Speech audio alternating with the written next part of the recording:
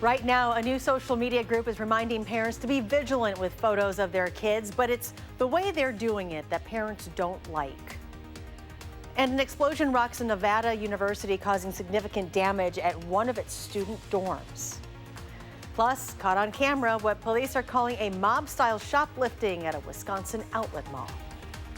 From the Channel3000.com Alert Center, this is News 3 Now at 10. Thanks for joining us tonight. Many of us use social media to share photos of ourselves and other loved ones. But there is one page in particular that has families in southern Wisconsin and northern Illinois concerned about what is being shared. Rock County reporter Adam Duxter joins us now with why police say there is nothing they can do about it. Adam? Yeah, well, Charlotte, it's definitely one of the stranger things that you'll see today, but police say an online page sharing photos of people's children without their consent isn't illegal, but still for the parents involved, it is somewhat alarming and they want something done about it. Just days ago, Candace Rivera was scrolling through her Facebook page when she saw something out of the ordinary. It was kind of like what the heck, what's going on? Why does this person have photos of me and my family? Photos of her children shared online. Not by someone she knew, but on a page called Don't Make Kid Pics Public. I spoke with Rivera over Skype tonight about what her immediate reaction was to seeing the photos. I commented on it and I said something like, what's this? You're sick, like stop. Because I noticed kind of like what he was doing with the rest of his photos. But it wasn't just photos of Rivera's children, it was hundreds of photos of children shared onto this one page. When Rivera made her feelings known to the page's owner, they went one step further. They stole like over 100 of my other photos of my family and my kids and other photos of me. Rivera's frustration shared by many other parents on the state line. Beloit police say parents tagged them in several of the posts asking them to do something, but they say there's nothing they can do. If people have pictures on Facebook, Facebook's a social media platform designed for photos to be shared. Unfortunately for parents who want police action, a page like this isn't in of itself illegal. And while some people already have their thoughts as to why the page's owner is sharing these photos, I messaged them and asked them to explain why. They decided they didn't want to talk with me. Creepy, unsettling, but not illegal. Still, Rivera says she wants to see something done. I understand it's open to the public, but it doesn't give the right for someone to steal your family or your children's photos. Police say for now, the best thing you can do is to make sure photos are only visible to your Facebook friends. I'd encourage people to check their privacy settings. I talked to other parents who've had their children's photos shared, and while most of them are from the state line, it's unclear whether or not the person running this page is as well. Again, police say the best thing you can do, check your privacy settings online. An explosion shook the campus of the University of Nevada, Reno today. The university's police force told people to avoid the area due to a utilities accident. The damage looks severe with debris scattered around the building. Officials say 3 people were hurt in the reported explosion inside a student dorm, but no one died. Investigators are still trying to determine what caused the blast. Wild new surveillance video from inside a southeastern Wisconsin mall capturing a shoplifting incident. This is at the North Face store at the Pleasant Prairie Premium Outlets. Police call it a mob shoplifting incident, taking less than 30 seconds. 10 men stormed inside the store, 9 of them grabbing clothes off the racks, sprinting out, and getting away with more than $30,000 in merchandise. Police say they are investigating if this incident is related to other similar ones in the area. A family is without their home tonight after a fire just after midnight. This happened in the town of Fulton, which is outside of Edgerton. You can see there is significant damage here, including a car that was inside the garage. The Edgerton Fire Department says a neighbor actually called it in. No one was injured, but the cause of it is still under investigation. A 4th of July celebration at Chicago's Navy Pier ended in violence late last night. 3 people were stabbed in a fight that police say started with people flashing gang signs. 2 teenage boys were stabbed, while a 30-year-old man who was not involved in the fight was stabbed in the face. Even though police say attendees were screened for weapons, the stabbings took place outside the secure area. Inside the secure area, a stampede left 16 other people hospitalized. A family of 4 was injured in an apparent road rage incident in Houston last night after a suspect fired a gun at their car, igniting the newly bought fireworks inside. This is video from the gas station where the incident allegedly happened. The children, a 1-year-old and a 2-year-old, sustained severe burns and had to be taken by life flight for their injuries, according to the local sheriff's department. A suspect has not been identified. In Wisconsin, 3 fireworks technicians are recovering today after a malfunction at a 4th of July show in Waukesha. The employees of Spielbauer Fireworks were about halfway through the show when a shell detonated on the ground. The explosion caused several other shells to detonate. Firefighters treated them at the scene, and they will all be okay. Yesterday's 4th of July fireworks in Anchorage, Alaska had to be canceled as the state continues to deal with record-breaking heat. Today, the city hit 90 degrees, the first time in the city's history. The heat combined with dry conditions is also raising the risk for wildfires as a few are already burning. Some flooding tonight in Rock County. These photos were shared online of Milton Avenue in Janesville. Rock County Dispatch says the northeast part of the city was hit the hardest, but the flooding is no longer a concern. Let's get a look at our forecast now. Here's meteorologist Dana Fulton. Hi, Dana. Hi, Charlotte. Now, we did have some heavier showers earlier this afternoon in Rock County. In fact, the showers that we're keeping an eye on for this evening still around Rock and Greene County right now. A little bit of lightning also associated with them. Most of the lightning, though, moving below that Illinois state line. So the showers starting to slide along 43, it looks like, and heading towards Walworth County. We're at about 75 right now in Madison, close to 73 in Janesville, and 80 still in Platteville. Those temperatures compared to this time yesterday, actually a degree or two cooler for most of the area, but starting to get pretty close to our dew points. We're in for a mild and very muggy evening with a few showers possible, but that's going to lead to a less warm and less humid day tomorrow. We'll take a look at what's ahead for your weekend in just a few minutes. Charlotte? Well, Dana, it was a great day to get out to the beach. The water is looking healthy for a lot of beaches around town, but that can change quickly. Anytime the weather is hot and the water is stagnant, it helps algae blooms. Right now, the lakes have benefited from an overnight rainstorm, which shakes up the water. But overall, the rain we've gotten this year has flushed a lot of organic material into the lake, which produces phosphorus, which produces algae. And it's a team effort to make sure we keep that phosphorus to a minimum. So what's going on right now is that we know we need to do more. So the city, the county, the state, and the Clean Lakes Alliance are all coming together to update our efforts. But we're really hoping is that people do individual actions at their home, like rain barrel, rain gardens, and especially getting those yard clippings and leaves out of the curb and gutter, because everything goes on the land and ends up in the lakes eventually, especially with these rain events. The Clean Lakes Alliance is constantly monitoring the health of the lakes. They have about 70 volunteers that will measure different points on all the lakes for water quality. In the presidential campaign, Kamala Harris said today she raised $12 million in the last 3 months. That is about half of what frontrunner Joe Biden took in. It's been a week since the Democrats debated, and Harris and Biden are still going back and forth on race and forced busing. Here's Nicole Killian. As their debate over desegregating schools continued, former Vice President Joe Biden and California Senator Kamala Harris both spoke at an education forum in Houston today. First thing I will do is make sure that the Secretary of Education, not Betsy DeVos, it is a teacher. I promise you that the person who is nominated will be someone who comes from public schools. It was their first time at the same event since this heated exchange during last week's presidential debate. Do you agree today that you were wrong to oppose busing in America then? No. Do you agree? I did not oppose busing in America. In an interview with CNN, the former vice president admitted Harris's pointed attack caught him off guard. Were you prepared for them to come after you? I was prepared for them to come after me, but I wasn't prepared for the person coming at me the way she came out. She knew Bo, she knows me. Harris told reporters this week that she does not support federally mandated busing, the same position as Biden. Busing is a tool among many that should be considered. That led Biden to tell a reporter in Iowa he didn't want to argue about the past. Like, who in God's name knows anything about busing, he said. Turns out we have the same position. On CNN, Biden wouldn't say if he'd select Harris as his running mate if he became the nominee, and instead focused on President Trump.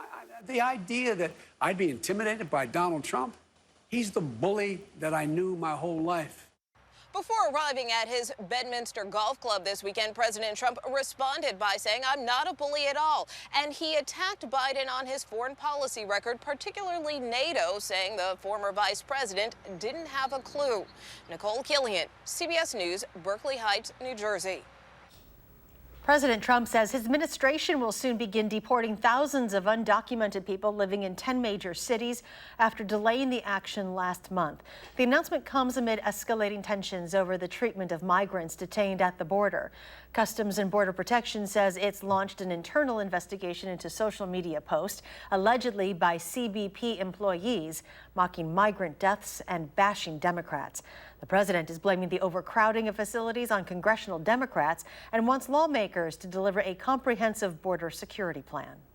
Authorities in Michigan are looking for the person responsible for spray painting an anti-government message on the side of the state Capitol building.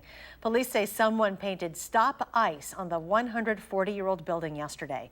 State police say there are cameras in the area, but none was able to help identify anybody involved.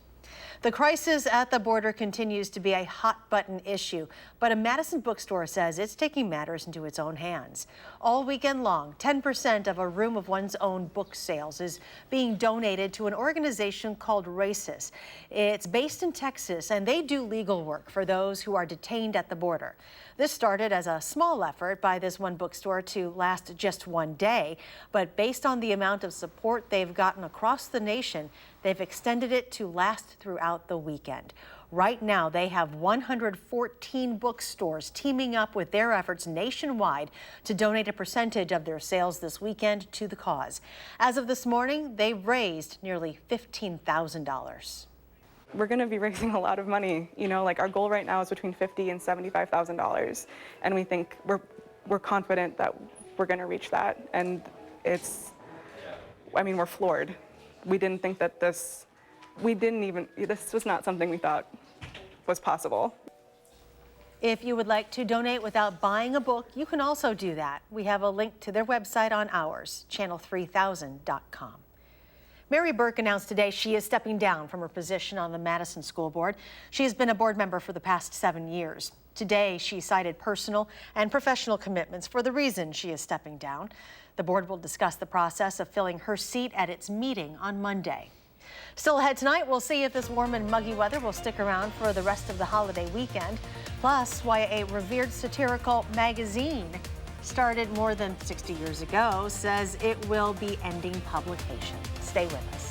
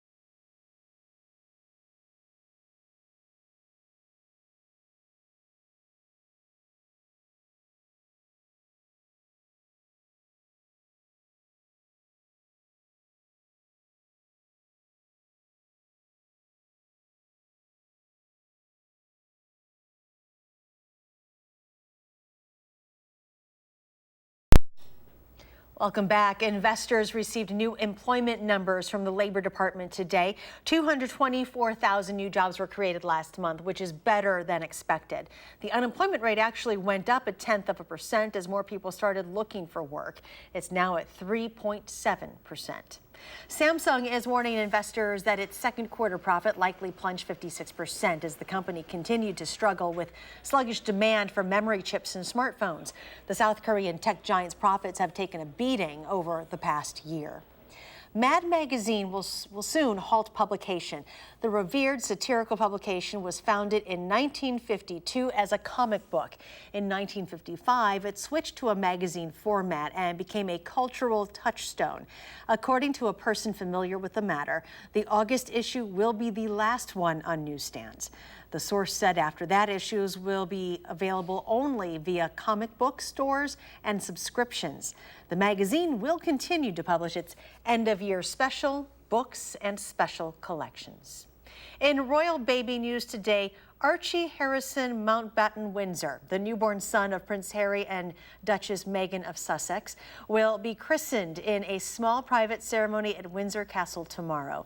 Harry and Meghan plan to share some photos after the ceremony.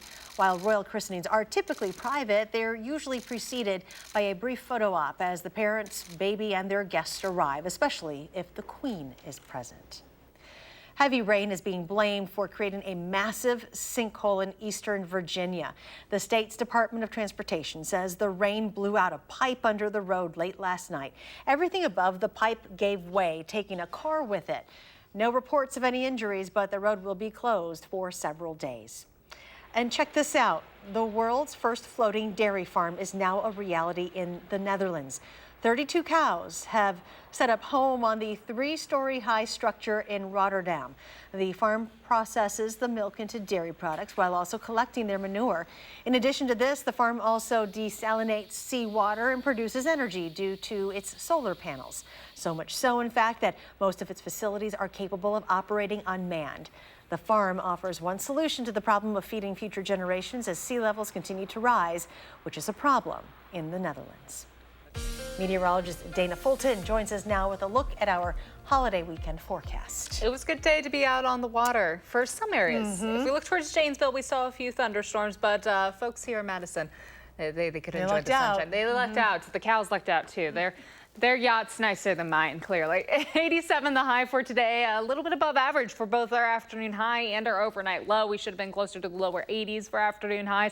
We started the day off with the low 70s, and we should have been closer to 61 early in the day. So it was warm outside. The good news, our temperatures are going to drop off just a little bit for the weekend. Both Saturday and Sunday, not as hot and not quite as humid. Looking at our Doppler track, we have had a few thunderstorms at the edge of Rock and Greene County, starting to see them move towards Walworth County overnight. Especially after midnight, we'll start to have the chance for a few more showers and thunderstorms. We aren't expecting a lot of rain to come through, but certainly not really out the chance to hear a few rumbles of thunder. As we look at the last 12 hours or so, the rainfall that's come through today, some isolated spots in Rock County picking up well over 1.5 inches with the showers that came through this afternoon and early this evening. We do have a few showers and thunderstorms in the northern edge of Wisconsin right now. Most of the rain still over in Minnesota. Those showers will steadily sink southeast for us, just being sucked into a little disturbance to the south. High pressure builds in for this weekend, but we're going to have to get through these showers and thunderstorms moving in first overnight. Thankfully, no severe threat for us overnight. Saturday also looking pretty quiet once we get the showers out of here early in the morning, and that'll bring us some sunshine later in the afternoon. So if you have any outdoor plans later in the day on Saturday, you'll be all good to go. In the morning, though, we may have a few lingering showers and thunderstorms. Skies will be mostly cloudy early in the day, and then in the afternoon, we become partly sunny. Temperatures will be close to 80 for our afternoon high, so a really seasonal day expected. Heading into Sunday, plan on a mostly sunny sky throughout the day. No rain threat for your Sunday. And again, temperatures will be close to 80 in the afternoon. So a very seasonal day outside for us. Monday actually looks pretty similar to Sunday. Also, we're just going to steadily watch our dew points increase as we head into the start of next week. Our dew points, though, for Saturday will stay close to 60. So that's backing off a little bit from where we're at now. The same goes for Sunday. Those temperatures will be seasonal. Dew points will be closer to 60 for us, which means it's going to feel just a little more comfortable outside. Overnight low temps will drop close to 70. That's still a little bit above average, but with that mostly cloudy sky, it's not going to allow us dropping any more than that. And then, of course, we start to warm up later in the afternoon. So 70 is what we're going with for Madison for an overnight low. Pretty mild outside. side. Because it's going to be so muggy and those temps are going to get closer to our dew points, we may see some patchy fog early in the day. Our shower and thunderstorm chances end early in the day, and it won't be as warm nor as humid tomorrow. 81 for our high for Saturday. For Sunday, we'll be close to 80 also.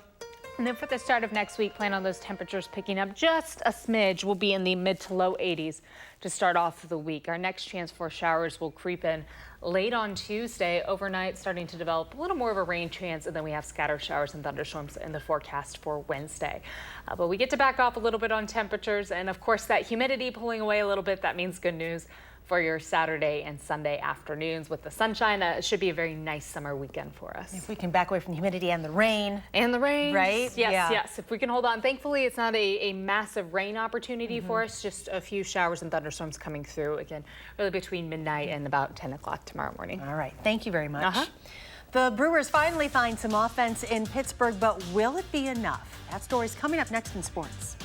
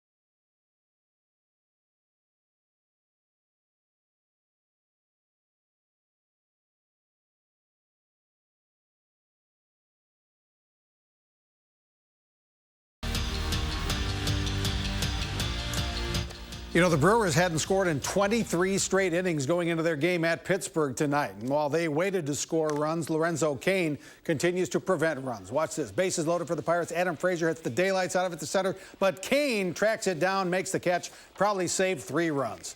Then in the 4th, it's a miracle. The Brewers actually scored a run. Jesus Aguilar singled to right, scores Yasmani Grandal. So after 26 innings, the Brewers get their first run. Aguilar, Orlando Arcia, and Manny Pena all homered. bullpen blew the lead, 6-1 lead in the 9th. But in the 10th, Kane bailed him out again. An RBI single put the Brewers ahead. It just ended. Brewers win 7-6 in 10. Cubs are off tonight. Christian Yelich will be in the home run derby at the All-Star game in Cleveland next week. There's an urban legend that taking part in the home run derby can mess up a player's swing. Brewers general manager David Stearns doesn't buy that. I hope people keep talking about it screwing up his swing, because that seems to motivate Christian. Whenever you tell him that something's going to go wrong or he can't do something, he seems to take it as fire. Look, I think Christian Yelich knows his swing pretty well. I don't think a couple high-intensity rounds of BP, which essentially is what the home run derby is really going to impact him too much going into the second half. Madison Mallards gave up 4 in the 9th to lose in Wausau tonight, 9-7. Tomorrow the Woodchucks are at Warner Park for a 5:05 start. By the way, the Mallards put 9 players on the Northwoods League All-Star game. The Milwaukee Bucks opened Summer League play in Las Vegas today against the Philadelphia 76ers. Some familiar names, but not all of them. Sterling Brown you've heard of. Brown knocks down a 3 here, had 13 points, 7 rebounds in the game. But check out Dalton Hamas. He played college ball at Point Loma Nazarene University. That's in San Diego. He had 18 points off the bench. He was 3 of 3 from 3, but the Sixers win the game 107-106. Now, with all the moves this week, we kind of know what next year's Bucks team will look like. They have Giannis and Chris Middleton and Brook Lopez, but Malcolm Brogdon is gone, traded to the Indiana Pacers. After their big winning season, 60 wins and advancing to the Eastern Conference Finals, do the Bucks feel more pressure next season? Well, team president Peter Feigin says it's a good pressure. I don't know pressure. I think it's like why you're in pro sports. You know, it's kind of, you want to be a championship caliber. You want the pressure of winning. I think it happened really quickly. We went, won 60 games, went to the Eastern Conference Finals, but, kind of accelerating a path and for expectation to be a championship team. That's what you want. At Wimbledon, the legend of Coco Gauff continues to grow. The 15-year-old rallied to beat Polona Hercog today and advanced to the 4th round. Gauff's going to face #1 seeded Simona Halep in her next match Monday. But all is not well at Wimbledon. During a mixed doubles match on court 15, the sprinklers suddenly opened up, surprising the players who were between games, so they got it stopped. Eventually, a little later, same thing happened. Huh. Well, the match did continue, but boy, they got all wet. And we'll be right back.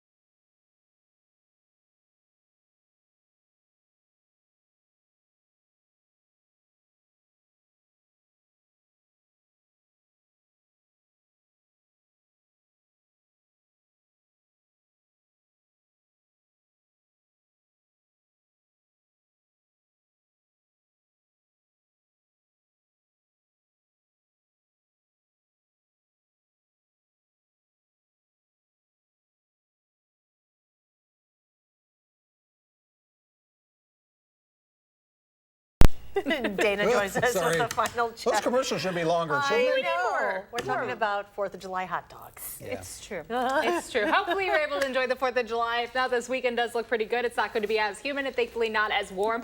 Close to 80 both Saturday and Sunday for our afternoon highs. Overnight, we will have the chance for a few showers and thunderstorms. They'll linger into early Saturday.